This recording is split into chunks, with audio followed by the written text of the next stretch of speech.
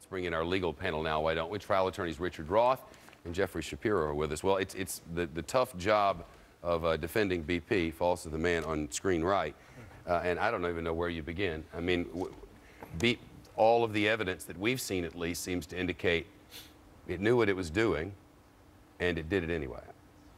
Well, first of all, I would differentiate this case from, the typical case where we've heard about manufacturers have a product that they know is partially defective, and they figure it's cheaper to pay the lawsuits that comes from the defects rather than change the product. But we don't have that situation here because BP was faced with a situation where it's an all-or-nothing situation. So even if they wanted to cut corners, even if they felt they didn't want to do all of the safety protocol that could have possibly been done, it's hard to believe that they were willing to give it all up and let the whole thing literally blow up, lose the entire project, and face the certainty of millions of billions of dollars of damages. Well, they've added a lot of projects since then. They continue to get leases.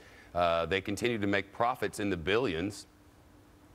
That's good to say in hindsight. That's exactly right, Shep. They made $26 billion in profits in 2011, not revenues, profits. And as far as this rig goes, they call it the well from hell is what they're calling it.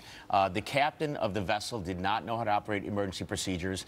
A week beforehand, it was chaotic. An hour beforehand, the two people who are supposed to read the monitors and read how the well is doing misread. So the gross negligence standard, which is a high standard, may very well be met here. There is so many wrongdoing. There's so much wrongdoing by BP over and over and over and over again. And the alarm system, which I find troubling, the alarm system, the emergency alarm system, was disconnected, unplugged, almost as if so that the employees could sleep at night.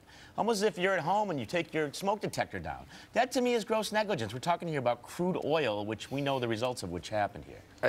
And then after it happened, and the oil was flowing out, there's evidence now to suggest they knew how much was flowing out and lied about it. Well, wait a minute. Let's talk about... I don't know if it's Jodi Arias, but it's up there. Well, let's talk about really what this trial is about. The trial's not about negligence or gross negligence. Well, exactly. So here's the definition of gross negligence. Conscious and voluntary disregard of the need to use reasonable care, which is likely to cause grave injury.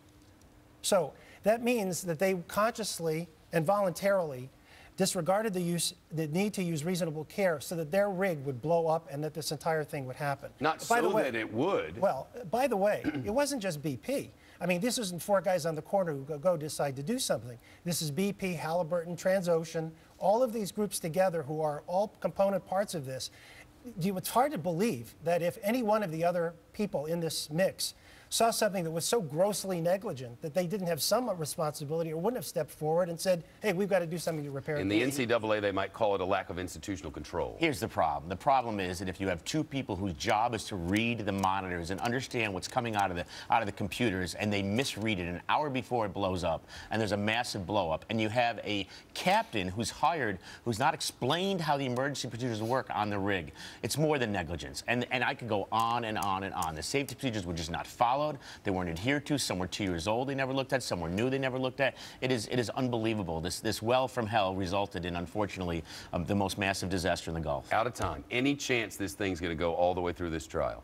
My belief is it'll settle. This case is going to go on for probably a year. Biggest trial like this ever not to settle that I can remember. Do they settle or do they go through it? Absolutely settle. I think they're close to settling right now. Yeah, we all do. We all do. Wonder what they'll pay this time. A lot. There'll be more later, too. Thank you both.